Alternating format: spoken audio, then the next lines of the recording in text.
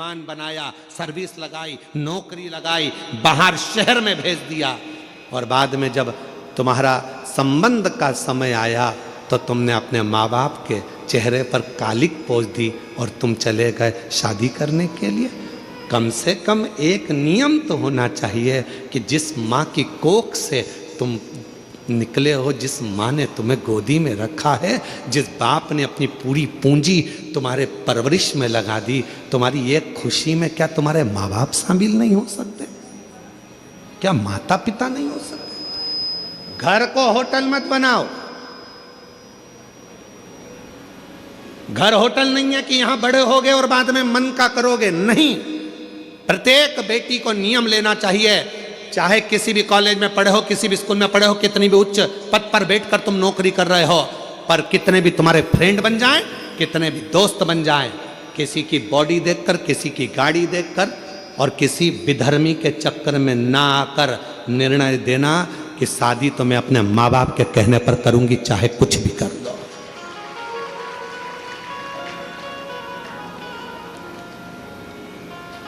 अभी हम लोग बस्तर कथा करने के लिए गए तो एक गांव में हम लोग पहुंचे, जिस गांव में हमने जाकर थोड़ा सा मालूम करा तो बड़ा विचित्र खेल हमको मालूम पड़ा। विचित्र खेल था, थोड़ा मन पछोट गया उस खेल को देखकर।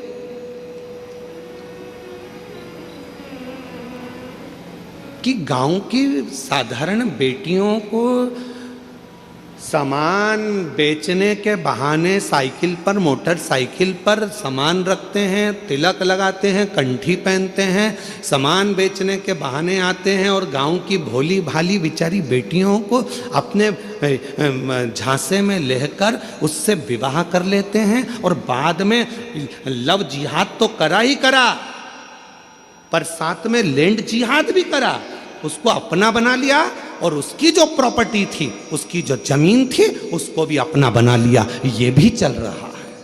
इसको बचना है, संभलना है।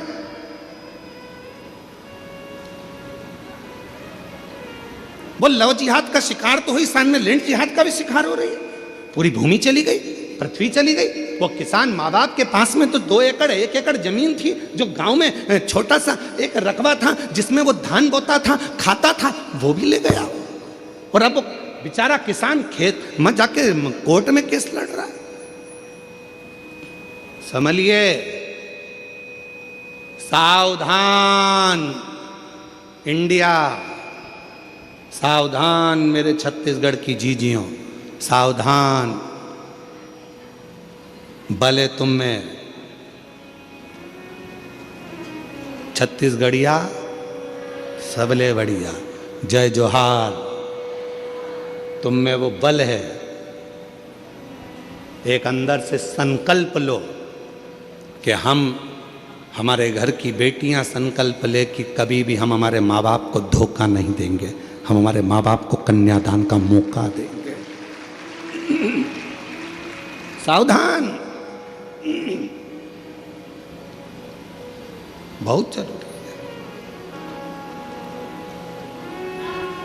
पार्वती जी बैठी हैं कंठ में, विष को नीचे नहीं आने दे रही हैं। विष को अगर एक महिला सोच ले, एक नारी सोच ले, एक स्त्री सोच ले, तो घर के अंदर बुराई नहीं आ सकती, घर के अंदर बुरे विचार नहीं आ सकते, घर के अंदर बुरा खाना नहीं आ सकता,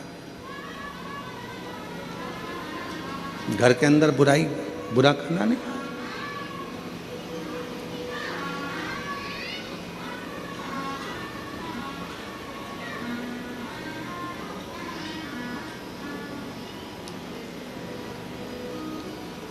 बुराइयां किसके घर में प्रवेश करती हैं? जहां बुरे विचार इकट्ठे होना चालू हो जाते हैं। बुरे विचार। कितने लोग बैठे हैं यहां पर जो रोज नहाते हैं?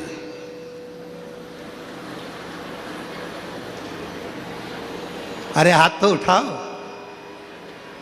सब नहाते हो? चलो रखो, बहुत अच्छी बात।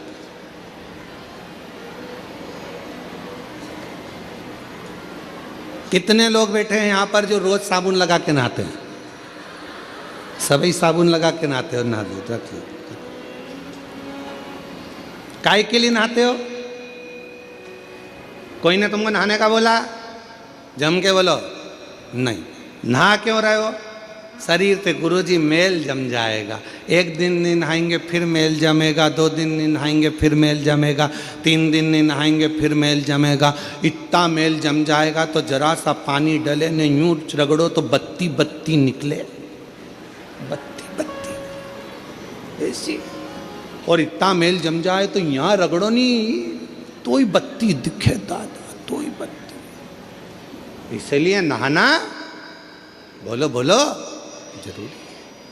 रोज का मेल रोज साफ होना चाहिए। उसी तरह याद रखना, अपने घर में अगर थोड़ा सा भी गंदगी आना चालू हो जाए, कोई मदिरा का पान करने लगे, कोई गलत भोजन करने लगे, गलत विचार लेकर आ रहा है, उसी दिन मेल को साफ कर दो, वरना वो मेल जम जाएगा,